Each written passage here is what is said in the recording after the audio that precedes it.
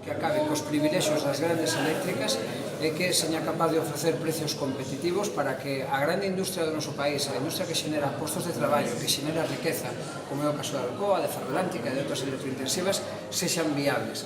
Pero, en segundo lugar, necesitamos unha regulación do sector eléctrico que tamén impida a estafa eléctrica que se produce nos recibos da luz en cada domicilio a final de mes. As familias están asfixiadas, igual que están as empresas, por uns precios da luz que non son competitivos porque se fan para privilexiar as empresas eléctricas. Queremos acabar con esta situación de oligopolio para que realmente a competencia que ten que haber entre empresas sexa real e, polo tanto, as novas empresas señan competitivas. En segundo lugar, creemos que a solución para Alcoa, igual que para outras entidades do sector, pasa tamén por unha garantía dos postos de traballo e por garantizar a súa competitividade no futuro mediante aseguramento de investimentos. Por iso imos apoiar aquelas medidas que supoñan reforzar esa idea, a idea de garantizar postos de traballo e, desde logo, investimentos que garantan o futuro do sector.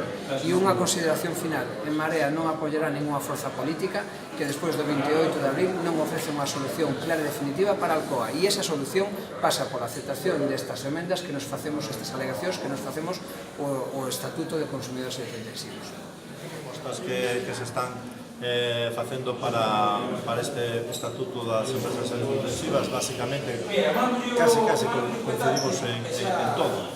Dende logo, queda moito aínda por facer, queda moito por solucionar aquí. O Estatuto ten que ter un contido grande para que nos teñamos as máximas posibilidades de sacar as fábricas adiante.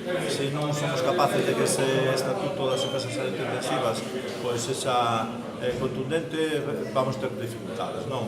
Sabemos que na prensa están aparecendo inversores, nombres de inversores, etcétera, pero eso non quere dicir nada. Mañán podemos estar sin nada se non somos capaces de, desde logo, facer un bo traballo neste sentido, porque o que non queremos é que aquí ninguén veña a especular. Non nos interesan nomes nin de ningún alguén que se este posicionando para especular que as empresas de mañán terminan pechando. Non queremos un plan industrial de futuro, como Dios manda, desde logo que isto teña viabilidad para seguir producindo aluminio primario. Agora mesmo toca traballar, esas alegacións teñen que aparecer nese Estatuto das Empresas Electrointensivas ao final, e, dende logo, isto non termina aquí, nin vai terminar o 28 de abril, porque o goberno que veña vai a ter ainda moito traballo, desde logo, para terminar de elaborar o mellor escenario para que aquí a industria neste país sexa, desde logo, o motor do mesmo.